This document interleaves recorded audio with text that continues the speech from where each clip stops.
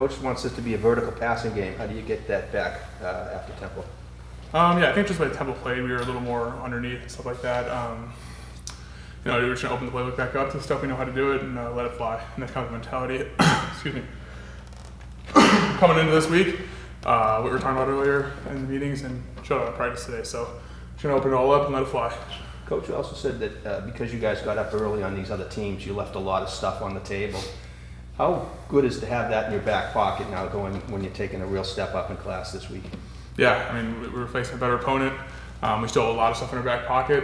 Probably 75% of our stuff we haven't even shown yet, and it's good stuff. So, we're excited to let that out, given the circumstances, given what we got, what we need what we got for the defense, and we'll let it fly. But we have a lot of good stuff that we've been working on for a long time, and it's all gonna come into play. Could you get the sense that the intensity at practice picked up midweek when it was turned over to you at quarterback? Not that those are one and the same, but right. Just timing-wise. Yeah, a little bit. I mean, I think it's a combination of me at the position, new opponent coming in, just coming out of 3 straight wins. So it's time to not get complacent. We know we're having a better schedule coming in the next couple of weeks, and just put it all on the table. All the chips are in, and just let it go and have fun. So that's kind of been the mentality. Coaches getting out there, and we're kind of following up with that too. You've obviously won games before, but to get that first one out of the way this year for you, how important was that? It just felt like we were back in rhythm again. It felt like I was, back as the starter, getting back into my rhythm, momentum, stuff like that coming into play. It felt good, still feels good, and we're trying to keep building on that coming from here on out. When you watch this Missouri defense, what jumps out at you? They're physical. They like to press the line. They play a lot of man. They're going to try to overpower us in that sense, but we got a lot of playmakers on the outside that we're expecting to make some plays. Puts a little bit more pressure on me to give them the ball, but they're going to try to play man, get in our face, and try to overpower us. So it'll be a good matchup with our skill guys and their skill guys, and again, just on me to give them the ball when they're in man and put them in position to be successful. Dennis, every quarterback does a self-analysis, and that was your first start this year. What did you see that personally you think you need to work on?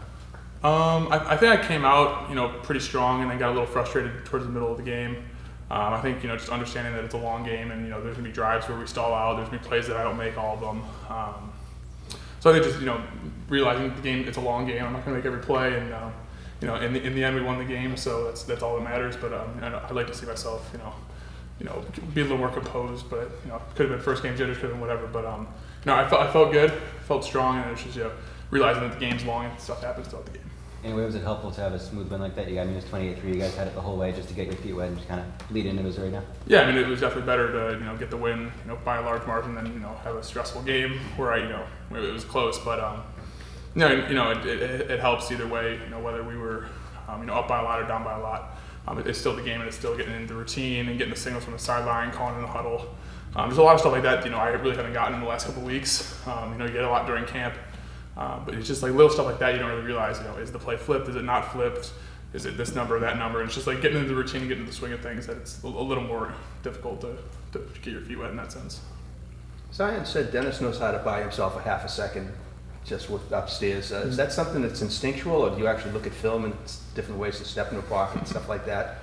No, a lot of it's just instinctual. Okay. And it just happens, you don't even realize, half the plays that happen until you're watching it on film that night, or someone says it to you. But if you have a 300-pound guy running at you, you're gonna do whatever you can to buy a half second too. So, I guess Zion's just trying to give himself some credit when he misses a block or something. There we go.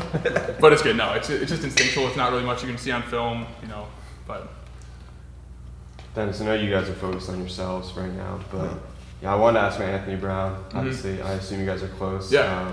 Do you guys still talk? And what have you seen from him leading that Oregon team, number 3 in the country right now? Yeah, I'm so fired up for him. It's so awesome to see him trying to do his thing out there, especially given the road that he's had the last couple of years.